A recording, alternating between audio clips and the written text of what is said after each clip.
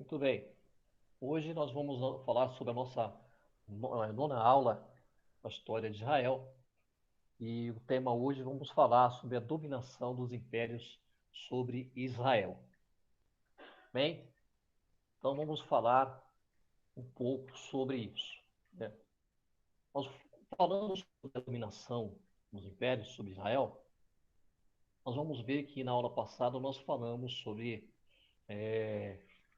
a divisão dos reinos, né? Falamos toda a questão da divisão do reino. Então, hoje nós vamos falar só sobre os impérios que dominaram sobre Israel. Nós vamos observar que uma separação das tribos, desde da morte de Salomão para em diante, ou seja, tanto a nação de Israel, o reino do norte, como o reino do sul, Judá, elas ficaram enfraquecidas, ou seja, porque elas se dividiram, né? E, e com isso, deu-se uma tendência, as tribos ficaram vulneráveis, tanto o Reino do Norte como o Reino do Sul ficaram vulneráveis, e com isso deu-se muitas investidas, né, dos estrangeiros contra o povo de Israel, em várias batalhas. Os que mais sofreram foram o Reino do Norte, mas nós vamos ver que logo após o cativeiro babilônico, que só predominou Judá, Israel, então eles sofreram muitos justamente com a dominação desses impérios. Então vamos falar sobre elas. Nós vamos ver que houve 5 impérios, os maiores impérios. Começa então com o período assírio. O período assírio ocorre do ano 824 a 612. Nesse período, eles dominam Israel. Aí nós vamos ver logo em seguida o período babilônico, que ocorre do ano 612 ao ano 538, e dentro desse período, a dominação sobre Judá. Logo em seguida, o terceiro império é o Império Persa, tá? Que dominou no período do ano 538 a 331. E durante esse período também eles dominaram Judá. Depois vem um período grego, né? Que vem do ano 331 ao ano 63. Também, esse período, eles dominaram Judá. E depois, por último, vem o período romano, do ano 63 até 476 depois de Cristo, tá bom? Então nós vamos falar um pouquinho de cada um desses reinos para nós podermos entender, tá? Nós vamos ver que no período assírio, que ocorre do ano 824 a 612, tá? É um período que os assírios, então, lançaram o cerco sobre o domínio de Sargão II, que nós comentamos na aula passada, né? Eles dominam toda a nação de Israel, né, do Reino do Norte, e levam eles para o cativeiro assírio. Tá? Aí nós vamos ver que no ano 722, quando Sargão, então, ele cerca Samaria e leva o Reino do Norte para o cativeiro assírio, nós vamos ver que do outro lado, o Reino do Sul, o Judá, eles estavam observando. E nesse período, quem estava governando era o rei Ezequias.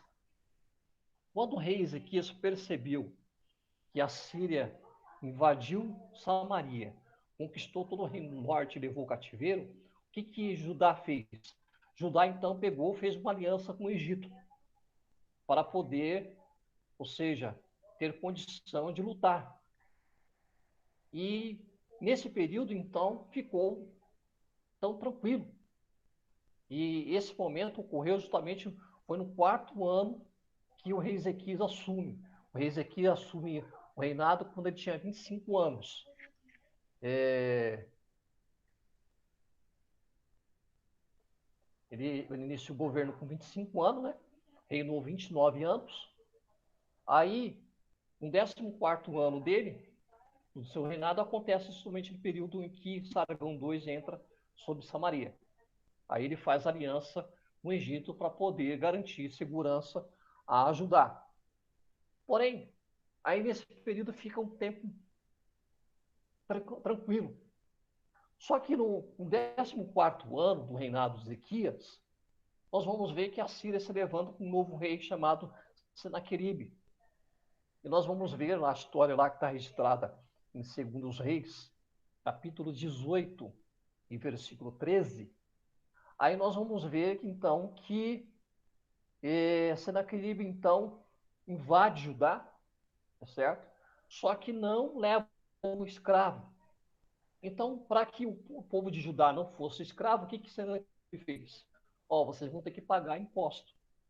Então, Judá começou a pagar imposto, o rei Ezequias começou a pagar imposto a Senaqueribe, para que Judá não fosse para o cativeiro. Só que o imposto de Senaqueribe começou a se aumentar, porque ela percebeu, quando olhava para o templo lá de Salomão, um templo com muita riqueza, então eles começaram a aumentar os impostos. E aí depois eles me mandam uma terceira ameaça. Se vocês não pagar de uma maneira mais adequada os impostos, nós vamos invadir Jerusalém e vamos levar você ao cativeiro. Aí eles fazem uma segunda ameaça, que está registrado lá em 2 Reis, capítulo 18, e versículo 17. E aí conseguem-se entrar num acordo. Porém, nós vamos ver que já lá no 2 Reis, capítulo 19, aí chega uma hora que Senaqueribe já não aguenta, eu quero mais. E Ezequias já não tinha condições, Judá já não tinha condições de pagar mais impostos, porque o valor era muito alto. Então, o que Senaqueribe faz? Ele faz, então, aquela carta, né, que justamente traz uma angústia muito grande para Ezequias. Aí Ezequias entra naquele momento de angústia e justamente ocorre que nesse mesmo período que de Ezequias está sendo ameaçado por Senaqueribe, ocorre o problema da doença dele, que ele cai doente, nesse mesmo período. Então, nesse momento que Judá está sendo ameaçado a ser invadido por Senaqueribe e levar eles para o cativeiro, o que acontece? Ezequias teve que tomar uma atitude, tá? E qual foi a atitude que Ezequias toma? Aí nós vamos ver que, em 2 Reis, capítulo 19, versículo 23, primeiramente, ele, como homem de Deus, foi buscar conselho. E conselho com quem? Ele foi buscar conselho com o profeta Isaías. Então, nessa hora, ele soube procurar um conselho à pessoa certa. E logo em seguida, ao consultar, ele aguardou, tá, a resposta do conselho. Ele não agiu de imediato, ele aguardou. Tá? Aí depois, em terceiro lugar, ele toma uma atitude. Qual foi a terceira atitude?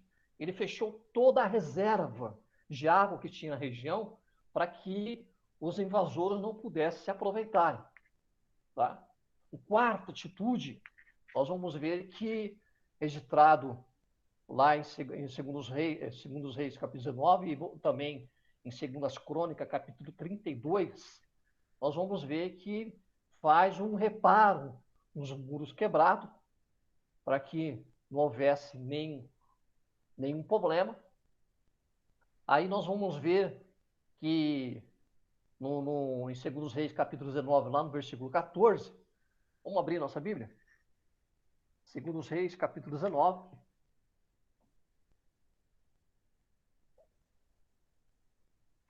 E versículo 14.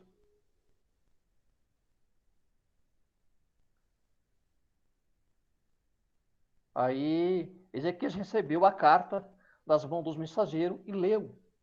Então subiu ao templo e estendeu perante o Senhor. Então nós vamos ver no texto que ele recebe então uma segunda carta de Senaqueribe ameaçando invadir Judá. Tá?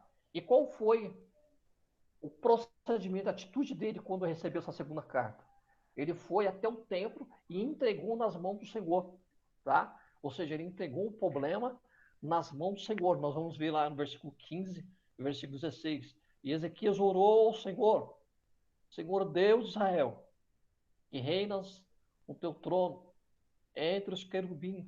Só tu és Deus sobre os reinos da terra. Tu criaste os céus e a terra.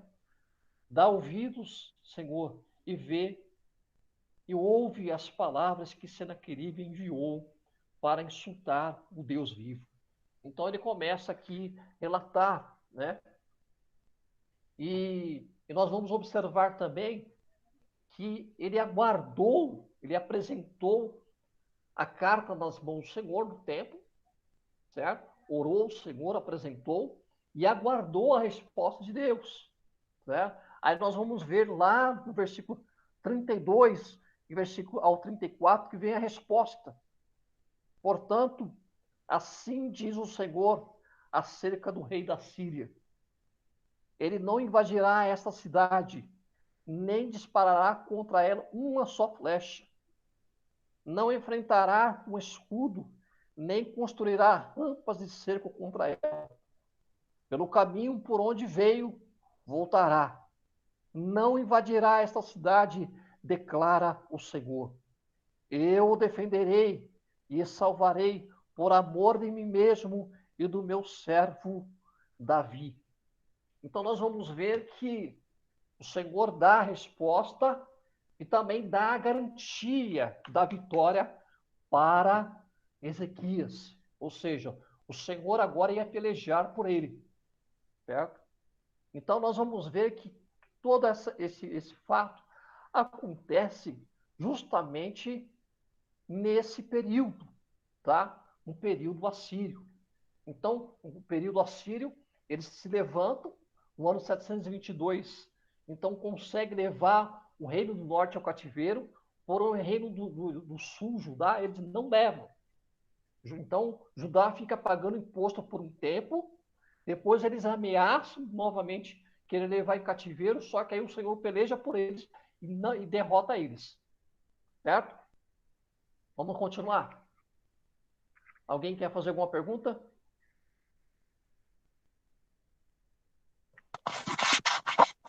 Não, pastor, tá tranquilo. Maravilha. Tranquilo, pastor. Maravilha. Aí logo em seguida nós vamos ver que há um domínio babilônico. O domínio babilônico, ele governou o Antigo Oriente por 2 períodos. Tá? O primeiro período, que foi o período babilônico antigo, que ocorre do ano 2000 ao ano 1600 a.C. Esse período passou ela a ser uma grande potência, tá? E ela se tratava do grande legislador que fundou, no caso, a Babilônia, Hammurabi, tá? Foi um dos que fundou a Babilônia. E depois nós vemos o período neobabilônico, que ocorre do ano 625 ao ano 539, tá? E é nesse período, então, que nós vemos que o império ele rompe com a Síria, ou seja, ele vai lá, conquista a Síria, derruba o império assírio, conquista, certo? Amplia o seu cerco, tá? E começa a avançar contra o Judá e contra o Egito, tá? Quem foi os principais reis do Neobabilônico? O primeiro foi chamado Nabopolassar. Nabopolassar. Eu até enrolei aqui. É Nabopolassar. E ele do ano 625 ao ano 605. Tá? Foi nesse momento que ele se levanta e combate a Síria, certo? E toma todo o império da Síria e ele amplia o seu cerco. Depois vem Nabucodonosor, que ele governa do ano 605 ao ano 562, tá? Ele foi um dos maiores reis babilônicos, Foi chamado poderoso monarca de todos os tempos. Depois nós vamos ver também um terceiro, que Nabonido, que vem do ano 562 a 539, tá? Ele reinou juntamente com seu filho Belsazar, tá? Sendo depois a cidade poderosa da Babilônia. Tá? Aí nós vamos ver que dentro desse período, nós vamos ver que dentro desse período que inicia-se, a Babilônia assume, derrota a Síria, assume, certo? Aí nós vamos ver que agora sobra Judá, certo? Ou seja, o Reino do Norte já está em cativeiro, porque ela assumiu o cativeiro pelos assírios, né? Só que agora os assírios estão sob o comando agora da Babilônia. Ainda tinha Judá e tinha o Egito. Aí nós vamos ver que Judá, o Senhor havia levantado os profetas na época, Isaías levantou Jeremias nesse período, para poder corrigir o seu povo. Porém, a palavra de Deus diz que o seu povo havia se rebelado contra Deus. Tá? Havia um avivamento espiritual, mas havia uma rebeldia do povo. Então, assim como Deus levantou a Síria para corrigir o Reino do Norte, o Senhor agora levantou a Babilônica para corrigir, ou seja, Judá. Então, ela pega, usa os profetas, principalmente Jeremias, e fala assim, como pai eu vou corrigir meus filhos, e corrijo com vara. Eu estou usando agora a Babilônia para poder corrigir. E nós vamos ver que dentro dessa mesma colocação, ele fala com Abacuque, porque Abacuque também ele vivia em Judá nessa época, né? E ele previu isso. E a maior revolta, nós vamos em Abacuque, capítulo 1 ali, a revolta de Abacuque era isso, porque ele viu o povo se aproximando e tinha receio que chegasse em Judá e levasse em cativeiro. Ele não queria. Ele queria que Deus agisse em favor dele. E nesse período, nós vamos ver, então, que o Senhor avisa Abacuque. Olha, Abacuque, está vendo esse povo? Está vendo? Foi eu que levantei. E eu levantei como pai para corrigir os meus filhos, que são vocês. Certo? Então, nós vamos ver que no ano 605, justamente no período que se inicia o domínio babilônico, tá? Ocorre, então, a primeira invasão em Judá. E isso está registrado em 2 Reis, capítulo 24, do 1 ao 24. E também registrado em 2 Crônicas, capítulo 36, do versículo 5 ao 7. Vamos ler lá? 2 Crônicas, capítulo 36.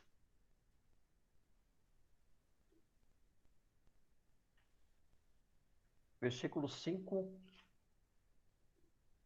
ao 7. Aí diz assim o texto sagrado. E Joaquim tinha 25 anos de idade quando começou a reinar. E reinou 11 anos em Jerusalém. Ele fez o que o Senhor, seu Deus, reprova. Versículo 6. Nabucodonosor, rei da Babilônia, atracou e prendeu com gemas de bronze para levar para a Babilônia. E levou também para a Babilônia objetos do templo do Senhor e os colocou no seu templo. Então nós vamos ver que a invasão em Judá ela acontece em 3 períodos, 3 fases. A primeira, que acontece no ano 605, aí no ano 605 ele leva para o cativeiro Daniel nessa época, leva também lá os amigos de Daniel, que era Ananias, Misael e Azarias. Então, ele leva só os príncipes, né, nessa época, da elite, leva para o cativeiro. Depois tem a segunda invasão. Fica um povo lá em Judá por um período. Aí, no ano 597, Nabucodonosor novamente volta, né, com o seu exército e surpreende Judá mais uma vez, levando mais uma remessa, a segunda remessa para a Babilônia. Isso está registrado em 2 Reis, capítulo 24, do versículo 10 ao 14, tá? Essa segunda invasão. E a terceira invasão, que ela ocorre no ano 586, tá? E nessa terceira invasão, certo? O templo de Jerusalém, ele foi destruído, tá? Cumprindo a profecia de Ezequias. Os judeus foram levados como escravos para a Babilônia, e o período, historicamente, é conhecido como o cativeiro babilônico começa exatamente aqui, tá? Essa terceira invasão, tá? Então, assim termina o Império Babilônico. Logo em seguida, vem, então, o Império sob o domínio Medo-Persa, tá? E começa no ano 538. Alguém quer fazer alguma pergunta aí no período assírio e babilônico?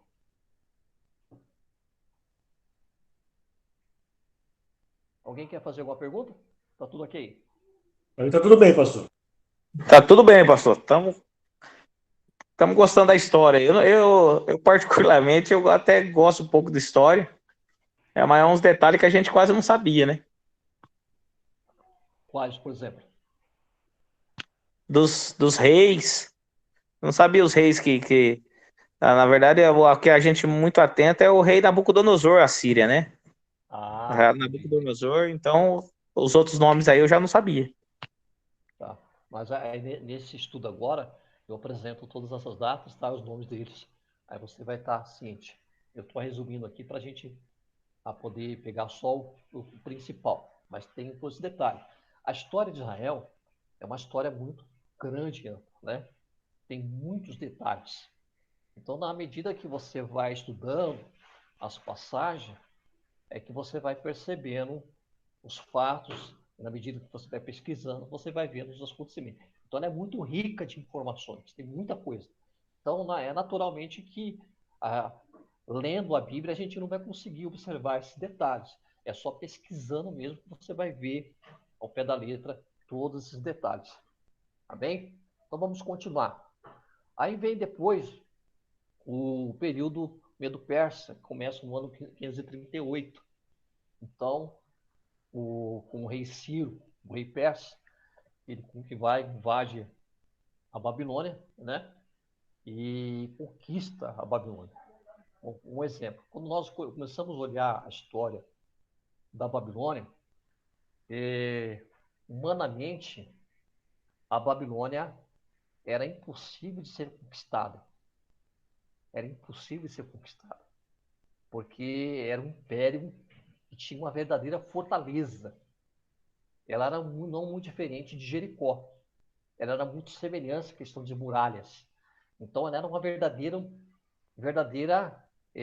fortaleza.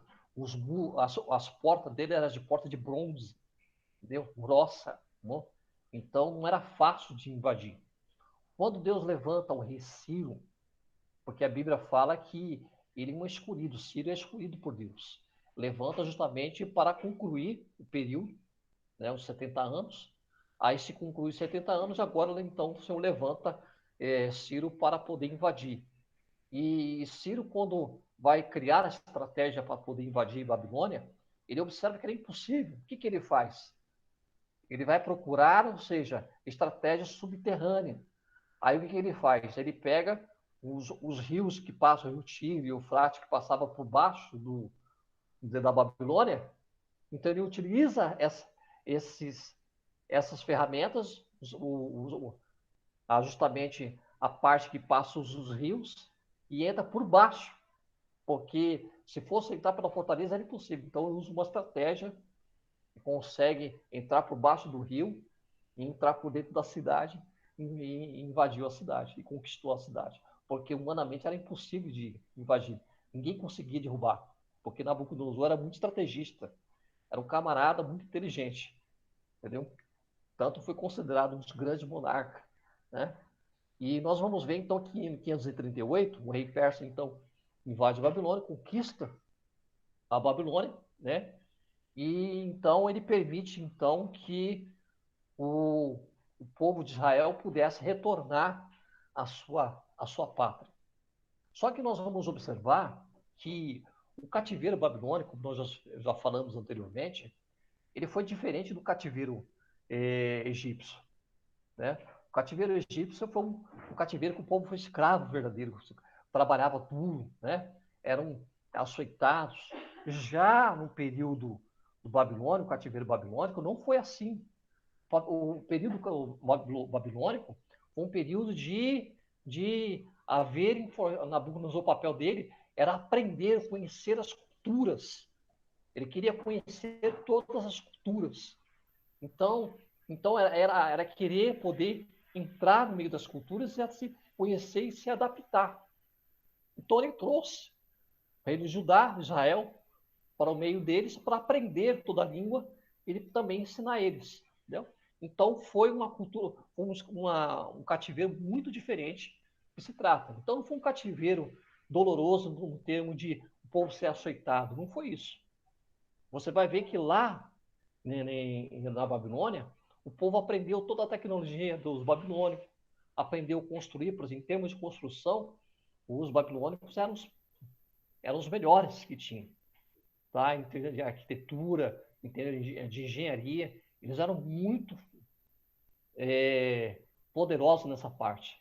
Então, se você vai ver que eles aprendem. E quando Ciro domina e dá a carta de alforria para eles, você vai observar que o povo resiste em querer sair. Por que o povo não quer sair da Babilônia? Porque é confortável. Entendeu? Aí o que acontece? Aí sai a primeira remessa, que nós vamos ver no livro de Ageu, né? E o livro de Zacarias também menciona também essa questão, que a primeira remessa sobre Zacarias, que era um sacerdote, e Zorobabel, que era o líder militar, né? Que passa a ser o governador de Judá, certo? Ele sai com a primeira remessa e vai para volta novamente para Jerusalém e começa a repovoar. Mas você vai ver que quando eles chegam lá, eles encontram muita dificuldade novamente para restaurar Jerusalém, porque as casas não haviam sido estragadas, os muros tinham sido derrubados, o templo havia sido destruído, né? Então havia muito trabalho para o povo fazer em Jerusalém. Então, quando o povo chegou lá, então não foi um período muito bom, muito fácil. Aí, para variar nesse período, o que ocorre? Nós vamos ver que tinha o Reino do Norte, que agora, que era anteriormente era Samaria, que era chamado povo de Israel, já não são mais, porque agora eles são chamados samaritanos, mas, porém, eles são inimigos do povo de Judá. Então, eles começam a perseguir, aproveitam a situação, o povo volta para reconstruir e começam a perseguir agora o povo, e tentar impedir que o povo pudesse reconstruir as suas casas, os templos. Aí você vai ver o texto que aparece lá, Sadraque, Mesaque, não, ou melhor, Tobias, Gesem, né, Sambalate, e começam lá a querer criar formas de poder atrapalhar a construção, a reforma. Então você vai ver que esse povo, quem que era? Era o povo do Reino do Norte. Só que agora eram os verdadeiros inimigos de Israel. Certo? Vamos continuar. Quem eram os principais reis do Império Persa? Nós vamos ver primeiro que foi Ciro, que governa do ano 539 a 530, tá? Ele conquista a Babilônia, permitiu o povo retornar a Jerusalém, tá? Nós vamos ver que a profecia lá em Isaías, do capítulo 40 a 45, chama ele de meu ungido. Aí depois nós vamos ver também o segundo rei, que foi Cambises, que governa do ano 530 a 522. Segundo alguns pensadores, esse Ataxerxes, né, também mencionado em Esdras, no capítulo 4 e versículo 7, versículo 11 e versículo 23, foi quem sustentou as obras, suspendeu as obras de Jerusalém. Aí, foi justamente nesse período que surge lá Sambalate, Gesem, né? Então, foi nesse período que desse rei aqui. Aí também surge depois o terceiro rei dos persas, que foi Dário, que governa do ano 522 a 486, que ele permitiu que fosse concluído a construção do templo. Depois nós vamos ver o quarto, que foi Xerxes, chamado Assuero, né? Que governa do ano 485 a 464, e ele é muito famoso por suas guerras, né? E nós vamos ver também nesse período tem Esther, que se tornou esposa dele, Mardoqueus se tornou primeiro-ministro nesse período, e nós vamos ver o quinto rei do Império Persa, que foi Artaxerxes I, chamado Longígamo, tá? Ele governou do ano 464 a 423, tá? Ele autorizou Neemias ser o copeiro, né? Ele era o copeiro desse rei, e foi ele que autorizou Neemias ir para Jerusalém a reparar os muros, certo? Esse foi o período persa, tá? Alguém quer fazer alguma pergunta do período persa?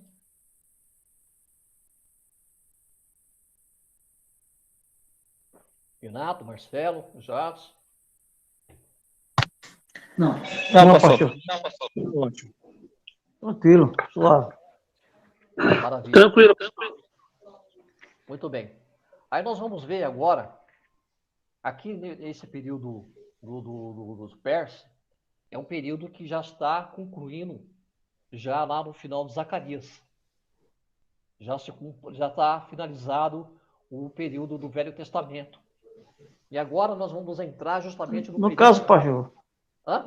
no caso, esse período que você está falando aí foi o período mais ou menos na época de Neemias, né? Isso, o período persa foi o último, né? Que é Que o período vai da Neemias, até o finalzinho ali de Zacarias. Zacarias. Aí nós vamos entrar no domínio do grego.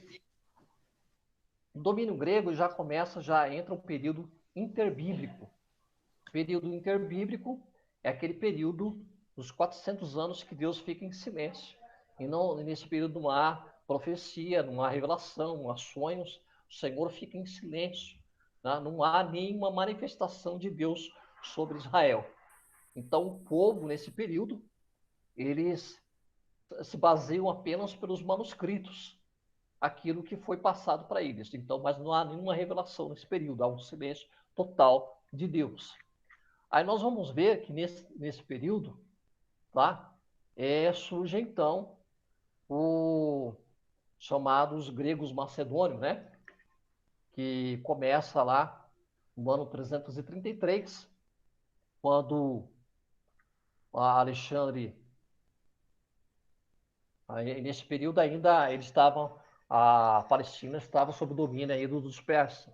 Aí no ano 331, quando Alexandre o Grande, tá? Que era filho de Filipe da Macedônia, aos 20 anos de idade, ele assume o comando do exército grego e derrota, né, Dário III e assume todo o seu império, certo? Todo o império ali. Só que nós vamos observar que esse período de Alexandre era um período que não se tratava apenas de um domínio militar. Ou seja, Alexandre o Grande estava dominando ali, tomando posse de todo o império, mas o propósito não era só a questão de dominar sobre a questão militar. Agora, ele queria sobre questão de cultura grega, né? Então, ele queria agora aprender, conhecer toda a cultura grega, certo? E utilizar. E por causa disso, ou seja, a Palestina ela foi obrigada a aceitar, não teve opção, né? Porque Alexandre o Grande conquista então a Judá também, certo? E ele estabelece como capital a Babilônia. Alexandre o Grande fica lá na Babilônia, como capital, e expande todo o seu território. Só que o período de Alexandre o Grande foi pequeno. Aí nós vamos ver que ele morre, tá? Aí fica depois sobre o império dele é dividido em 4 generais, e aí começa-se então uma grande briga ali entre eles depois disso aí. Mas foi um período muito rico, houve bastante crescimento, tá? Nós vamos ver que Alexandre o Grande, ele é lembrado até ali em Roma, ali no período dos romanos. Nós vamos ver que quando entra ali, inicia o evangelho, tem uns helenistas, né, chamados helenistas, que era justamente que eram pessoas que acreditavam na ideologia de Alexandre o Grande, tá? Então foi um período muito rico, porém um período curto de adaptação, tá? Aí nós vamos ver também que logo após Alexandre o Grande, né? Aí nós vamos ver que surge então a, a dominação dos egípcios, né? Que é o Império de Alexandre o Grande se divide em 4 reinados. Aí fica lá uma parte fica no Egito, uma parte fica lá na Síria, tá? Aí, aí na Síria começa a se levantar um imperador chamado Antíoco IV Epifanes. Isso por volta do ano 175, tá? E nós vamos ver que dentro desse período, do ano 175, acontece um fato muito triste para o rei de Israel, para o reino de Israel. Epifânio, ele não era simpatizante do povo de Israel. Aí o que Epifânio faz? Epifânio então invade lá e tira todo o sacerdote de Israel, introduz o sacerdote dele com os deuses deles, invade o templo de Jerusalém, certo? Estabelece, coloca um, a estátua de Zeus dentro do templo de Jerusalém, tá? E depois, por fim, para profanar, para destruir justamente o culto judaico, ele vai e sacrifica um porco em cima do altar do Senhor. E aquilo foi fim, né? Então, aí se divide, aí surge nesse período, surge então um povo chamado os Macabeus nesse período. Nós vamos ver que a história dos Macabeus, ela aparece lá nos livros apócrifos, né? Da Igreja Católica, eles aparecem lá a história dos Macabeus. Aí apresenta esse período que levanta-se os Macabeus, e aí chamado Judas Macabeu, tá? Aí Judas Macabeus, na guerrilha dos Macabeus, ele morre, aí assume o seu filho Matatias. Matatias, então, consegue montar um grupo, um exército grande, e consegue derrotar lá no ano 167 a 166, dentro desse período, ele consegue derrotar então Epifânio, ele consegue então restaurar novamente o culto em Jerusalém, restaurar toda a adoração a Matatias, tá? Aí quando Matatias assume então o governo em Judá, então Judá fica um tempo sem domínio, ela fica ausente, tem agora um próprio governo particular, não está preso a ninguém, ela fica independente por um período. Aí dentro desse período surge então depois Judá, Jonathan, Simeão, João Mercano, tá? Aí lá no finalzinho, por volta no final do ano, volta do ano 63, que aí finda o período grego macedônio, que assume então, se levanta um novo império chamado Império Romano. O Império Romano, por volta do ano 63 antes do nascimento de Cristo, ele assume através do general Pompeu. Acho que vocês já devem ter ouvido a história do general Pompeu, um grande general de guerra, né? E ele então ele consegue derrubar Hircano, tá? aí estabelece o trono de Herodes o Grande, tá? Aí, já nesse período, já começa, então, a entrar o período do Novo Testamento. Aí vem logo em seguida, vem o nascimento de Jesus, né? Então, o domínio romano começa a partir do ano 63 antes do nascimento de Cristo. Já no finalzinho, certo? Surge, então, o domínio romano, que ele fica dentro do período romano, ele começa no ano 63 e vai até o ano 4, o ano 400 e... Só um segundinho.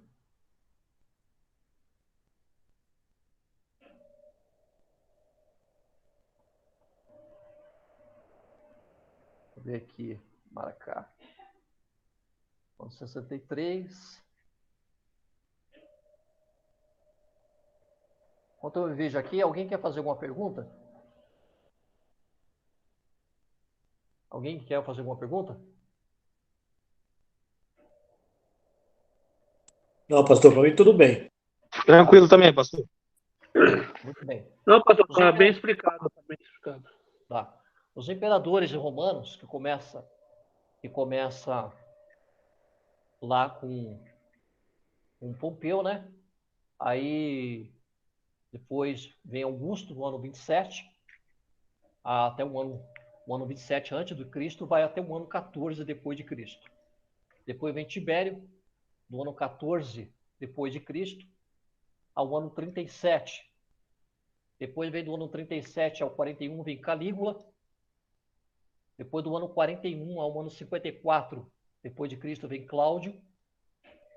Depois do ano 54 a 68 vem Nero, que justamente é o que mata Pedro, mata Paulo, né? Aí depois do ano 69 ao ano 79 vem Vespasiano. E depois do ano 81 a 96 vem Domiciano, né? E nós vamos ver aquele período lá de João, aí de Pátimo, né? Então, aí justamente nesse período interbíblico também, a partir do ano 63 antes de Cristo, também surge lá os partidos políticos e religiosos. Surgem os escribas, surgem os fariseus, né? E os escribas, eles já eram aqueles que traduziam, tinham uma responsabilidade, eram considerados os verdadeiros doutores, que eles tinham papel de conservar todos os escritos, né? E eram os copistas, né? Aí nós vamos ver logo em seguida, tinha os fariseus.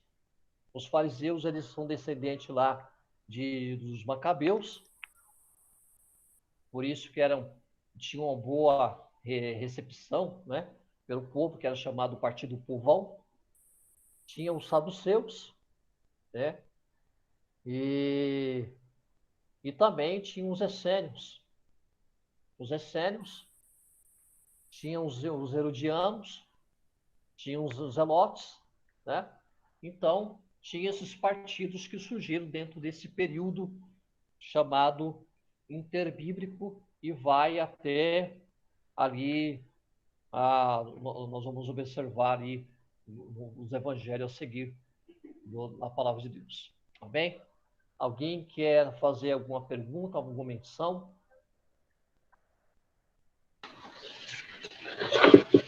Ô, pastor, Tá maravilha? Quer fazer alguma pergunta? eu quero fazer uma pergunta. Pois não. Quando Jesus nasce, o povo já está sendo dominado por Roma, né? Correto. Correto. Mas já fazia muito tempo, quanto tempo já fazia que o povo estava dominado por Roma quando Jesus nasceu? Desde o ano 63 antes de Cristo. Ah, tá. Entendeu? O Império Romano começa no ano 63 antes de Cristo e vai a seguir. O que mais? Não, só isso aí.